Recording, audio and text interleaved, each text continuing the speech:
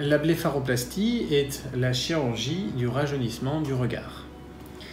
Cela concerne les paupières supérieures. Donc on voit ici ce qu'on appelle un dermatochalasie, c'est-à-dire un excédent et de peau et de muscles qui alourdit le regard. Donc on peut opérer ces patients ou ces patientes sous anesthésie locale voire approfondie pour un résultat immédiat d'ouverture instantanée du regard.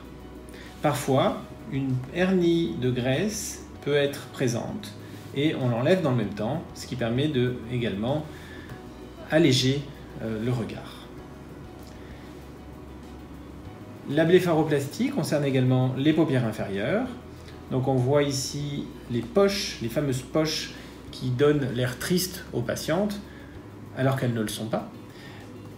Donc là, la solution, c'est d'enlever ces poches en passant, alors là, ça ne laisse pas de cicatrice, parce qu'on passe par l'intérieur, on appelle ça la voie conjonctivale.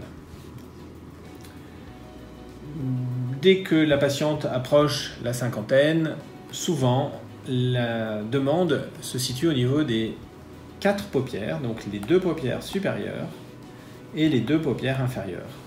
Donc on voit ici, alors c'est flouté, on voit mal, mais on aperçoit quand même assez nettement l'amélioration de son regard. Un autre cas, là pareil, là on voit bien la présence de la poche graisseuse ici qui a été retirée, les paupières supérieures qui ont été traitées et les paupières inférieures également qui ont été améliorées.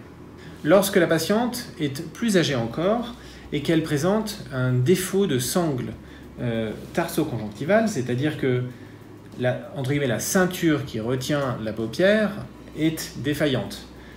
Donc tout est à traiter, mais en plus d'enlever la poche et d'enlever un petit peu de peau, il faut remettre en tension cette sangle en réalisant il existe différentes techniques, mais c'est une remise en tension de la sangle tarso-conjonctivale.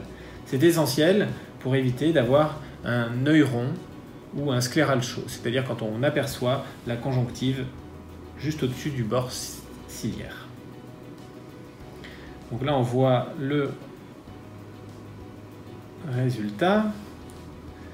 La patiente a bénéficié d'une blépharoplastie supérieure, d'une blépharoplastie inférieure par ablation des poches, résection d'un petit peu de peau excédentaire et surtout remise en tension de la sangle pour obtenir un résultat naturel.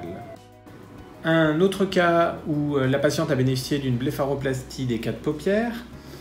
Donc on voit poste par poste l'amélioration des paupières supérieures, l'amélioration des poches, également la résection d'un petit peu de peau excédentaire au niveau inférieur, et enfin la remise en tension de la sangle tarso-conjonctivale pour avoir un résultat joli. A noter que cette patiente a également bénéficié d'une lipostructure, de la vallée des larmes et du cerne. Quand le cerne est très présent, c'est une technique de choix.